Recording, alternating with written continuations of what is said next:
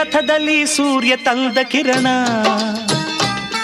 ಆ ಚಂದ್ರನ ಆಗಮನ, ಭೂತಾಯಿಯ ಋತುಗಾನ, ನಮ್ಮಿಬ್ಬರ ಈ ಮಿಲನ, ಬಾನಂಚಿನ ಹೊಸಗಾನ.